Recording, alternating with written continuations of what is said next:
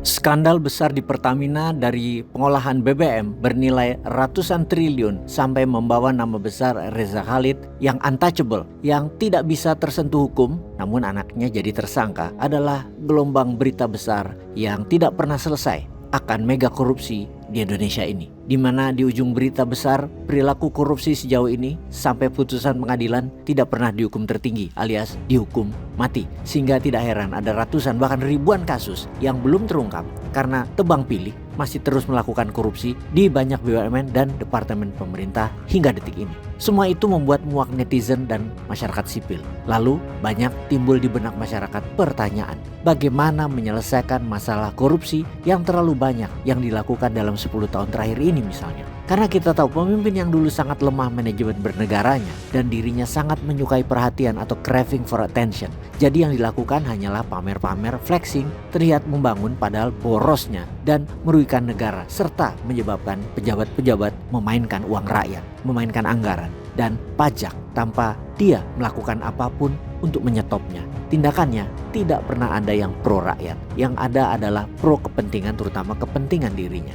Untuk itu ada baiknya kita sekarang membicarakan kapitalisme anarkis. Apa itu kapitalisme anarkis? Dalam keilmuan kapitalisme anarkis, maka negara adalah beban. Pemerintahan adalah sumber semua masalah. Pemerintah itu perampok, merampok rakyat dengan pajak, mengatur hidup rakyat seenaknya, bikin birokrasi ribet, bikin dagang susah, bikin bisnis susah berkembang. Oke, sejauh ini mulai paham. Adakah yang merasakan semua ini dalam sebuah negara? Konoha misalnya. Adakah pemerintah menjadi sumber semua masalah? Lalu bagaimana solusinya? Apakah ada baiknya pemerintahan itu dibubarkan saja? Tidak perlu ada pemerintahan. Kalau pemerintahan dihapus maka menjalankan apa saja jadi efisien. Mau dagang jadi efisien. Perlu keamanan, pekerjakan perusahaan keamanan swasta. Ada kasus harus ke pengadilan.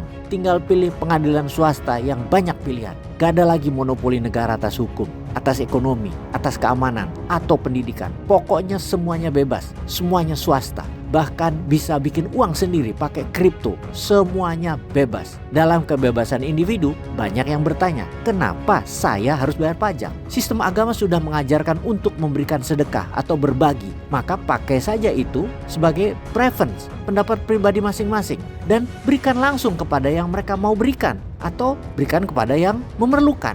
Misalnya untuk membangun kebutuhan masyarakat, ya langsung saja. Membuat jalanan, buat sekolah, kasih makan siang bergizi, ya monggo, silahkan sendiri-sendiri. Kedewasaan manusia dan kebebasan manusia dijunjung tinggi. Oke, kita stop dulu sampai di sini dan coba kita mereview sebentar. Beberapa kejadian dalam kapitalisme anarkis sudah terjadi. Misalnya Bitcoin dan dunia kripto sudah bisa bertransaksi tanpa perlu bank. Ojek online membuat transportasi lebih simpel daripada angkot dan angkutan umum yang diatur pemerintah. E-commerce bikin orang dagang tanpa izin yang ribet, bahkan bisa cross country antar negara tanpa ribet distribusinya. Sahabat, sejauh ini menarik ya kapitalisme anarkis ini. Tapi adakah sisi negatifnya? Adakah sisi buruknya? Kita lanjutkan setelah komen sahabat semua di narasi ini. Peace.